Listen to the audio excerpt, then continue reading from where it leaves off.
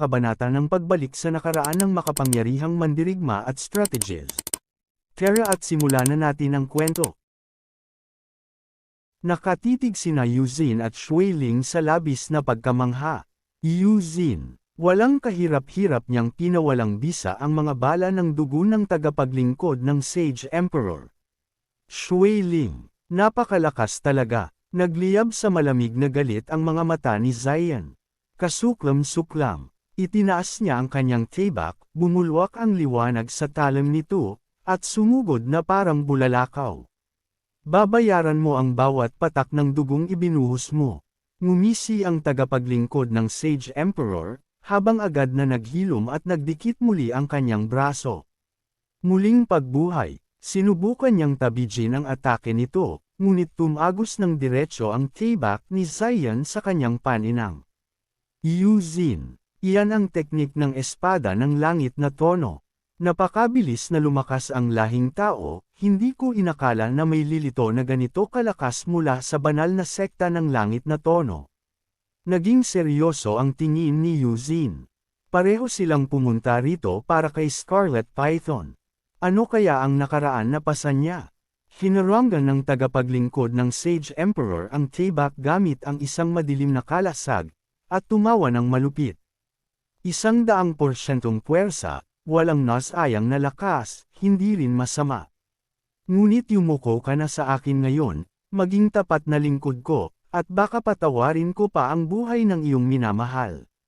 Isang pagsabog ng gintong liwanag ang tumama kay Zion, at tumalsik ito ng malakas sa pader ng bato. Shuiling, hindi, tinamaan siya. Tumayo si Zion, at biglang bumulwak mula sa kanya ang nakasisilaw na yelo at nyebe. Lakas ng loob mong magsalita ng ganitong karumal-dumal na salita sa isang direktang tagapagmana ng angkan ng hangin at nyebe, ikaw na hamak na aso ka lamang. Biglang nanigas at nagyelo ang hangin. Ang mga kristal ng yelo ay umikot sa kanya na parang marangyang korona. Tagapaglingkod ng Sage Emperor, ang reyna ng hangin at nyebe. Naharang niya talaga ang atake ko. Inunat ni Zion ang kanyang kamay, at umalangaw ang kanyang tinig na parang ginaw ng taglamig. Maging yelo, sa isang iglap, libu-libong patalim na yelo ang nabuo at humajabis ng diretsyo sa kanya. Tagapaglingkod ng Sage Emperor, tumalas ang tingin ni Zion, at naramdaman niyang may mali. Masyado itong madali, may kakaiba talaga, kailangan ko na itong tapusin ngayon din. Sumugod siya ng mabilis, itinutok ang espada ng diretsyo sa kanyang puso. Mamatay ka na, nanlaki ang mga mata ni Yuzin sa matinding takot. Hindi, huwag, sisabog siya ng kusa, umatras ka. Isang nakasisilaw na bilog ng liwanag ang lumaki sa pagitan nila, na tila lalamunan ang lahat. Ano? Pinagpukpok ni Zion ang kanyang mga palad, at agad na bumuo ng dambuhalang pader ng yelo. Ngunit tumagos ang pagsabog sa kalasag, at dinurog ito sa hindi mabilang na piraso. Umubo ng dugo si Zion, at tumalsik paatras sa lakas ng pagtama. Binalot ni Yuzin ng alon ng tubig si Zion, at nasalo ito bago pa man ito bumagsak sa lupa. Sasaluhin kita. Ngunit may napansin siya sa itaas. May nahuhulog na kumikinang. Lamusong si Jian sa pagitan nila, ibinuko ng malawak ang kanyang mga pakpak para protektahan ang dalawang babae mula sa ulan ng mga piraso ng yelo. Hingal na hingal si Zion, hawak ang kanyang tagiliran habang nakatitig sa bakanteng pwesto kung saan nakatayo noon ang tagapaglingkod ng Sage Emperor. Zion, wala na ba siya, sa wakas? Isang mababa at mapang-asar na tawa ang umalangaw mula sa naglalahong usok. Tagapaglingkod ng Sage Emperor, hehehehe, isang madilim na mukha ang nabuo mula sa lilang usok, habang ang nagniningas na mga mata ay nagliyab sa paghamak. Mga hanggal na mortal, sa tingin niyo ba talagang sapat na iyon para wakasan ako? Ang katawang iyon ay isa lamang sisidlan na pinili kong itapon. Kapag nakabalik na ako, sa aking tunay na anyo sa kailaliman ng libingan, hahanapin ko kayong lahat at pupuksain ko ang inyong mga kaluluwa. Nanlaki ang mga mata ni Yuzin sa pagkabahala nang makita niyang tumatakbo ang pulang anino patungo sa kailaliman ng templo. Yuzin, hindi maganda. Dederecho siya sa libingan ng Sage Emperador. Nagngalit si Zion, mahigpit na hinawakan ang kanyang espada at pinilit na tumayo. Hindi ka makakatakas. Naglabas siya ng isa pang atake, ngunit umiwas ang madilim na anyo habang tumatawa at lalong lumalayo. Tagapaglingkod ng Sage Emperor, mga nakakainis na peste, tandang-tanda ko ang mga mukha niyo. Ang huling bakas ng anino ay naglaho na sa di kalayuan. Lumuhod si Zion sa isang tuhod, habang tumutulo ang dugo mula sa kanyang mga labi. Nagtitipon ang grupo, sugatan, pagod, at hirap huminga. Zion, sa huli, pinakawalan pa rin namin siya. Sa kailaliman ng libingan, tumatakbo ng mabilis si ating bida patungo sa hagdanan ng bato, habang pinaliligiran siya ng mga bantay na bato mula sa lahat ng dako. Ating bida, bilasan niyo, umatras kayo sa likod ng tarangkahan ng bato. Sinipa niya ang isang sumusugod na bantay, pagkatapos ay nagbago ang kanyang anyo, naging mabangis na mukha tulad ng sa unggoy habang nag-iipon ng nakasisilaw na lakas sa kanyang bibig. Ating bida, napakarami naman nila. Nagpakawala siya ng matinding pagsabog na palm unit sa hagdanan, at nagliparan ang mga durog na bato. Nakatitig sa gulat sina Yuyin at Qingshan.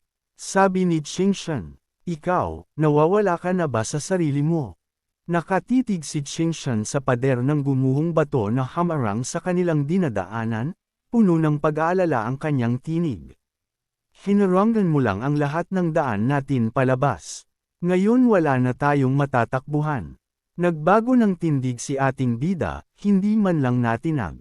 Umatras. Hindi yan ang paraan ko. Kung takot na takot kayo, sana ay hindi na kayo sumama pa rito. Ang harapin ng tagapaglingkod ng Sage Emperor ay paglakad sa landas kung saan mananalo ka o mamamatay, walang lihim na labasan kapag nahihirapan na. Humakbang si Qingshan pasulong, halatang galit sa kanyang mukha. Hindi yan katapangan, iyan ay pagsasayang ng buhay. Paano mas magiging mabuti ang walang kabuluhang paghahaman kaysa sa pagsira sa sarili? Hindi ako duwag, nakikita ko ang kabuuan ng sitwasyon at nag-iingat ako. Bumantong hininga ng mababa si ating bida. Nag-iingat, kung lahat ay mag-iisip na tulad mo, matagal na sanang nilamon ng demonyong buto ng emperador na matalino ang buong guho ng mga dragon. Kapag milyon-milyong buhay ang nakataya, anong silbi ng pag-iingat mo? Kapag bumagsak ang buong pugad, walang itlog ang mananatiling buo. At kapag wala ka ng matatakbuhan, wala ka ng pagkakataong sabihin pa ang mga ganyang mahihinang salita. Tiningnan niya silang dalawa, nagliyab ang kanyang mga mata sa determinasyon. Ating bida, ang hinaranggan ko ay hindi ang ating pagtakas, kundi ang pag-aalinlangan at walang kabuluhang pag-asa. Ang tanging tunay na landas para sa matatapang ay ang patungo sa unahan. Lumingon siya sa madilim na lagusan sa harap. Ating bida, hali kayo, nasa unahan na ang demonyong buto. Nagsisimula pa lang ang tunay na laban. Naglakad siya ng matatag patungo sa dilim. Malalim na bumantong hininga si Qingshan, ngunit sumunod pa rin. Ang mga bato sa likuran nila ay umungol at kumalma, na tuluyang nagharang sa daan.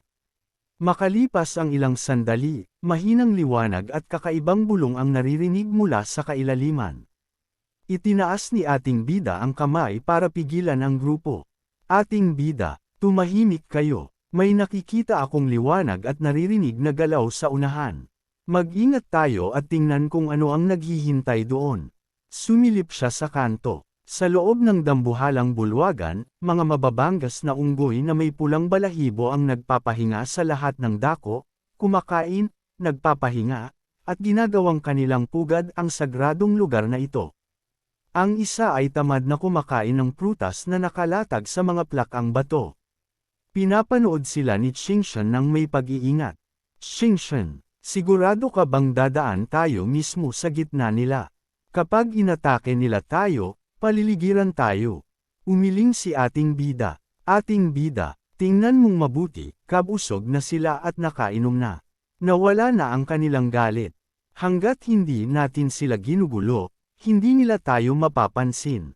Nanguna siya sa paglakad, dahan-daang dumadaan sa mga nagpapahingang hayop. Sa sandaling iyon ay tila payapa ang lahat, hanggang sa may isang unggoy na nakakita sa kanila, humiyaw ng malakas, at tumalon patayo. Unggoy, gugugaga. Ang buong kawan ay biglang nagising, umungol, at sumugod ng sabay-sabay. Napahawak si Xingshan sa kanyang noo. Xingshan, alam ko nang mangyayari ito. Ito mismo ang binalaan kita. Tumagos ang tinig ni ating bida sa ingay, matigas at mapag-utos. Ating bida, tumahimik kayo. Mula sa gitna ng sumusugod na kawan, isang mas maliit na unggoy ang lumusot, at humiyaw sa malinaw na salita ng tao. Unggoy, tulong, pakiusap, iligtas niyo ako. Napakurap si ating bida, gulat na gulat. Ating bida, nagsasalita ang hayop na ito ng ating wika. At sino ang tinatawag mong tao? Biglang nanigas si Yuzin, nakapako ang tingin sa dilim. Yuzin, may parating. Ang hangin ay naging malalim at kulay dugo. Tumalas ang tingin ni ating bida. Ating bida, naglalaro kayo sa apoy. Ang mga unggoy ay nagkawatak-watek sa takot, at naglaho sa madidilim na sulok ng bulwagan. Ang maliit na unggoy na may pulang balahibo ay humihingal habang hawak ang kanyang ulo upang patatagin ang sarili. Tumangala siya sa kanila ng nanlalaki at takot na takot ang mga mata. Sinuri siya ng mabuti ni ating bida. Ating bida, magsalita ka. Ano ka? At bakit ka pinapalitan ng sarili mong kalahi? Yumuko ng malalim ang unggoy, nanginginig ang tinig sa pasasalamat. Tingno, salamat, maraming salamat sa inyo, aking tatlong tagapagligtas. Ako po si Tingno. Noong unang panahon, nakakain ako ng hindi sinasadya ng isang kakaibang prutas ng espiritu, at mas maagang nagising ang aking isipan kumpara sa iba pa naming kasama. Dahil dito, tinawag nila akong kakaiba, at pinahihirapan araw-araw. Ang libingang ito ay parang masamang panaginip para sa akin. Pakiusap, ilayo niyo ako rito. Susunod ako sa inyo hanggang sa huling hininga ko upang masakliyan ang inyong ginawa. Humakbang si Xingshan pasulong, kalmado ngunit matigas ang tono. Xingshan, Scarlet Python, alalahanin mo kung bakit tayo naririto. Hindi natin maaaring isama ang isang hindi natin kilala sa ganitong kapahamakan. Dahan-daang tumango si ating bida. Ating bida, salamat kami sa iyong sinabi, ngunit ang daan sa unahan ay puno ng panganib. Halos hindi na nga natin maprotektahan ang ating sarili.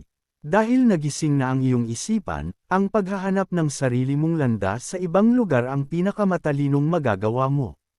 Yumuko si Ting Nu, nanginginig ang kanyang mga balikat sa tahimik na pag-iyak. Lumingon si ating bida sa nagniningas na pintuan ng bato sa unahan. Ating bida, hali kayo. Sumunod si Xingshan at ang iba pa. Huminto sila sa harap ng dambuhalang tarangkahan na puno ng umiikot na lilang mga simbolo. Xingshan, seliado ito ng tuluyan. Pinagpagpag ni ating bida ang kamay sa harang, seryoso ang kanyang mukha. Ating bida, ito ay isang sinaunang pagbabawal na may napakalakas na kapangyarihan. Kahit ako ay kakailanganin ng 3 hanggang 5 araw upang alisin ito nang hindi sinisira ang selyo. Nanlaki ang mga mata ni Xingshan sa pagkabahala. Xingshan, 3 hanggang 5 araw. Sa panahong iyon, mawawala na sina Yuzin, Shuiling, at ang iba pa ng tuluyan. Isang mahinang tinig ang tumawag mula sa kanilang likuran. Tingno, mga tagapagligtas, ang daan sa likod ng pintong ito ay hindi lamang ang tanging paraan.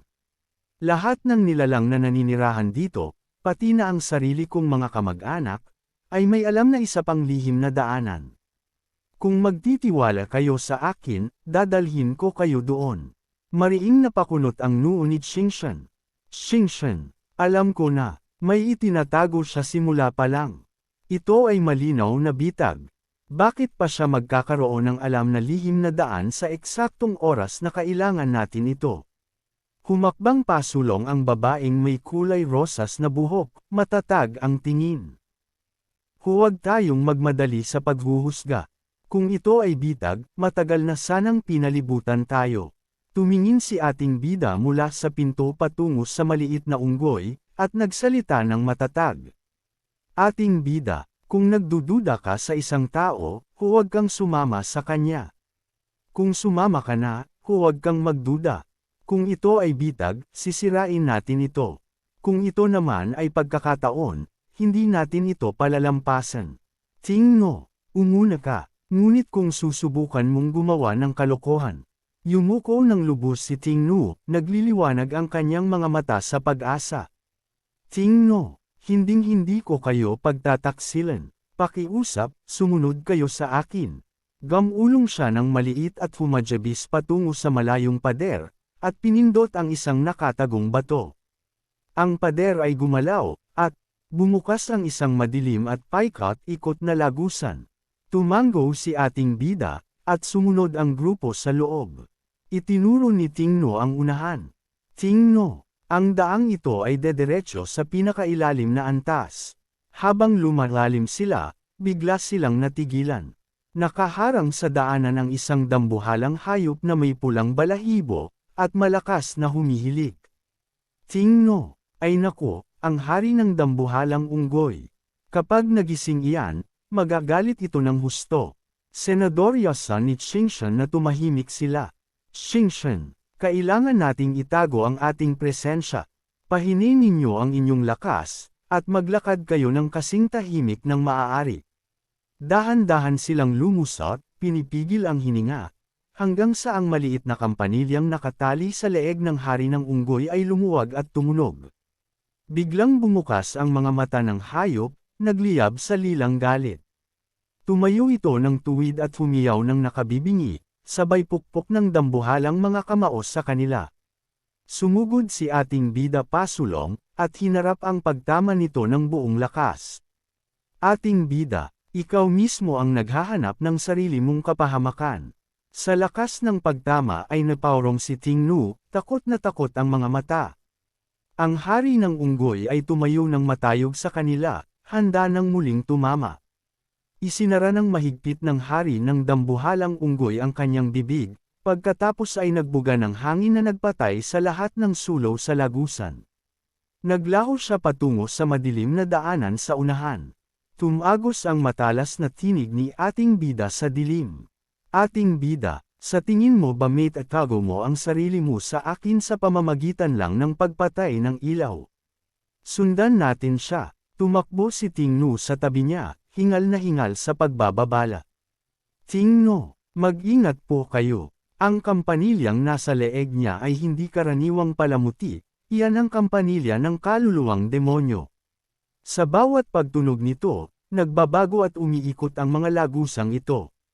Kapag nawala siya sa atin ngayon, makukulong tayo sa labirintong ito magpakailanman.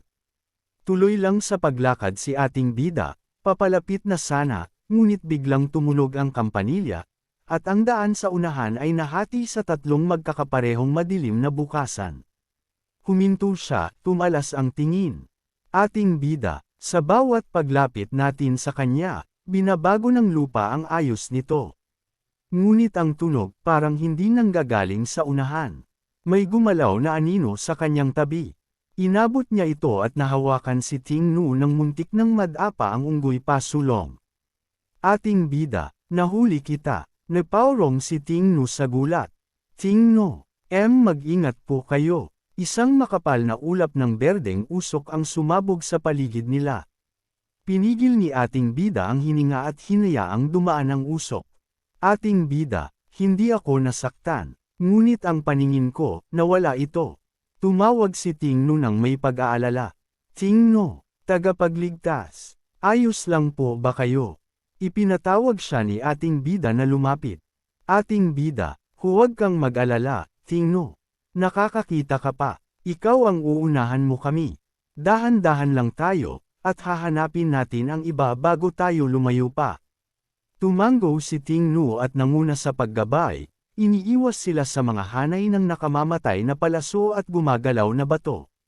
Biglang bumulwak ang nakasisilaw na gintong liwanag mula sa kamay ni ating bida, pumupunit sa dilim, at inilantad sina Qingshan at ang babaeng may kulay rosas na buhok na nakatayo lang pala sa tabi nila. Humakbang pasulong ang babaeng may kulay rosas na buhok, matatag ang tingin. Babaeng may kulay rosas na buhok. Totoong hindi ka nasaktan. Bahagyang napabuntong hininga si Qingshan. Qingshan, gaya ng hinala ko, sa buong panahong ito, kayong mga hayop ang nagpapagalaw ng lahat. Alam na naming may kakaiba simula pa lang. Inilabas ni ating bida ang maliliit na takip tainga mula sa kanyang mga tainga at itinapon ang mga ito. Ating bida, hindi masamang panlilinlang, tingno. Halos maloko mo na ako. Ngunit kailangan mo pang paghusayan ang iyong mahika ng ilusyon. Nakatitig ang unggoy sa labis na hindi paniniwala. Tingno, imposible. Ang tunog ng kampanilya ay tumatagos mismo sa kaluluwa, walang takip tainga ang makakaharang nito. Paanong hindi ka nasaktan? Nakatayo ng kalmado si ating bida, matalas ang kanyang tingin. Ating bida, tama ang hinala ko simula pa lang.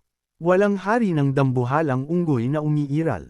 Ikaw iyon. Nagbago ang anyo ni Tingnu, at nagliyab sa kasamaan ang kanyang mga mata. Hari ng dambuhalang unggoy, ano naman kung ako nga? Mamamatay kayong lahat dito ngayon. Sumugod siya at inugoy ang kanyang buntot, ngunit mas mabilis ang babaeng may kulay rosas na buhok, at hinati ng kanyang tibak ang dulo nito. Babaeng may kulay rosas na buhok. Walang galang na hayop. Humiyaw sa sakit ang unggoy. Hari ng dambuhalang unggoy, ang buntot ko. Inabot niya ang kampanilya ng kaluluwang demonyo kay ating bida. Babaeng may kulay rosas na buhok. Heto, tumingin siya pabalik sa sugatang unggoy, malamig ang kanyang tinig. Babaeng may kulay rosas na buhok. Taksil ang nilalang na ito. Kung iiwan natin itong buhay, magdadala lang ito ng higit na panganib. Hayaan mo akong tapusin ito.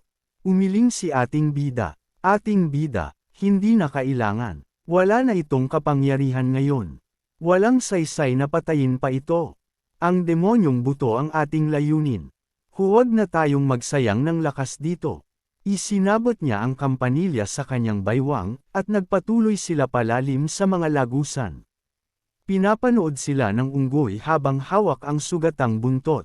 Hari ng dambuhalang unggoy. Tandang-tanda ko ito. Pagkatapos ay bumalot sa kanya ang takot. Hari ng dambuhalang unggoy. Wala na ang kampanilya. Pupunitan ng tagapaglingkod ng Sage Emperor ang kaluluwa ko at itatapon ako sa apoy ng mga multo magpakailanman. Ngunit ang mandirigmang iyon, nakita niya ang lahat ng panlilinlang, at pinatawad pa ako, wala ba talaga siyang kinatatakutan? Kayang-kaya ba niyang sirain ang demonyong buto at talunin ang tagapaglingkod ng Sage Emperor? Tumingin siya sa nagninangas na selyo sa unahan. Hari ng dambuhalang unggoy, ito na ang tanging pagkakataon ko para mabuhay. Sumugod siya pasulong, at idiniin ang kanyang palad sa mga simbolo. Naglaho ang lilang liwanag, at bumukas ang tarangkahan ng bato. Sa malayong ibaba, sa ikalawang palapag ng libingan ng mga buto, tahimik na nakatayo ang hukbo ng mga mandirigmang kulay abo ang balat. Isang dambuhalang nilalang na mukhang pugita ang nag-iisip ng malalim. Nilalang na pugita, kulang pa rin ito. Baka mas maganda kung lalagyan ko pa ito ng talukap. Isang hibla ng lilang usok ang dumaan, at agad na tumayo ng tuwid ang nilalang bilang paggalang. Nilalang na pugita, tagapaglingkod ng Sage Emperor. Mula sa dilim ay lumabas mismo ang tagapaglingkod ng Sage Emperor, na ang presensya ay malamig at nakapanghihina ng loob. At dito nagtatapos ang kabanata. Maraming salamat po.